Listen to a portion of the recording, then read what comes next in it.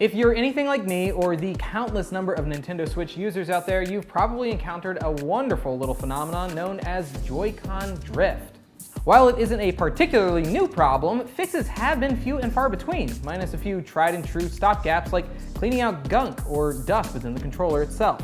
Unfortunately though, none of those so-called solutions have yielded long-lasting results yet. Unless you don't think it's a hassle to constantly turn in busted Joy-Cons to Nintendo for replacement.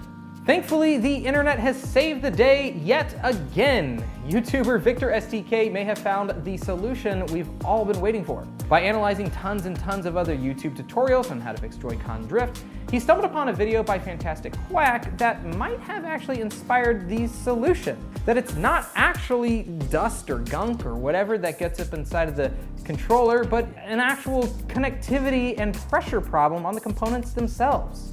We'll link both of their videos in the description, but I myself tested this theory with my own drift-happy Joy-Con and, despite voiding my manufacturer's warranty, found resounding success.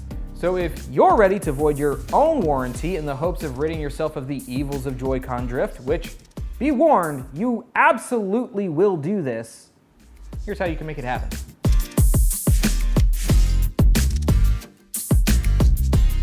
You'll need a variety of tools to open up the Joy-Con, some of which might be too specific for your general toolbox. I used an older iFixit kit I've had for some years now, but my recommendation would be to utilize their Pro Tech Kit if you're looking to do this more than once or for other challenging tech fixes. Otherwise, you can use the tools I've listed individually. 1 spudger, 1 tweezer, 1 opening pick, I used a guitar pick myself, 1 tri-point Y00 screwdriver, 1 Phillips No. 0 screwdriver, 1 pair of scissors, 1 5mm cardstock or a business card if you have one. This will apply the necessary pressure to prevent Joy-Con drift. My recommendation is to not use traditional printer paper or really anything that doesn't have proper heft to it. Also, try to avoid any paper that may shred over time or flake, such as glitter or laminated paper. 1 compressed can of air, optional.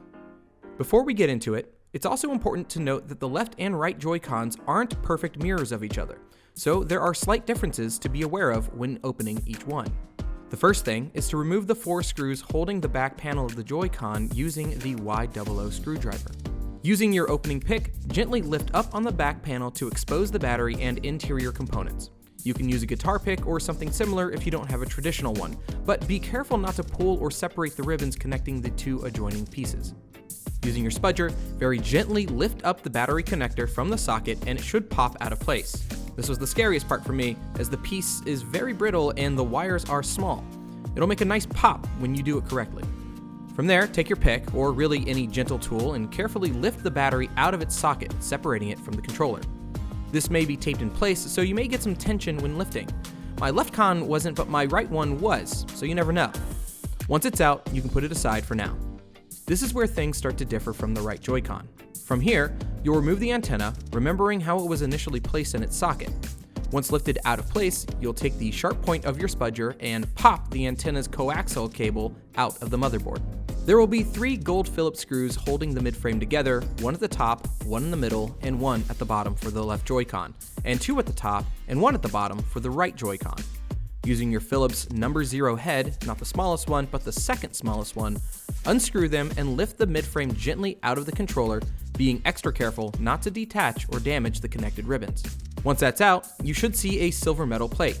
This is as far as you need to go in terms of taking the whole controller apart. But if you want to be thorough, it's a good idea to clean out any accumulated dust or dirt that may have gotten into the controller using compressed air.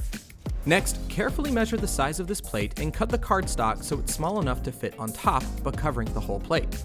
No need to glue or tape anything down, just simply drop in place. This creates the necessary pressure to keep the Joy-Con from losing connection, thus preventing drift. Now you're ready to put it back together. Place the midframe back onto the plate with the cardstock in between and screw the gold Phillips screws back into place.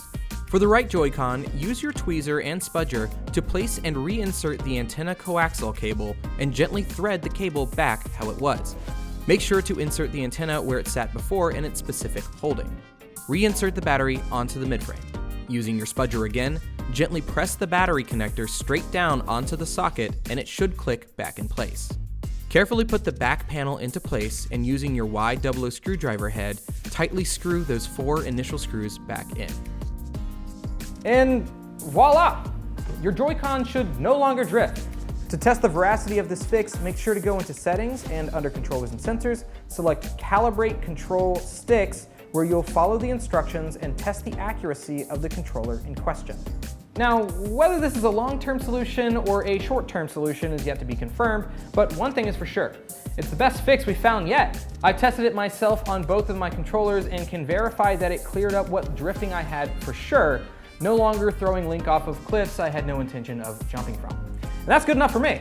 Hopefully that helps you take care of that pesky Joy-Con drift issue. If you have any thoughts, questions, or anything else to add, make sure to comment below, and for all of your other Nintendo needs, though hopefully not more hardware fixes, keep it right here at IGN.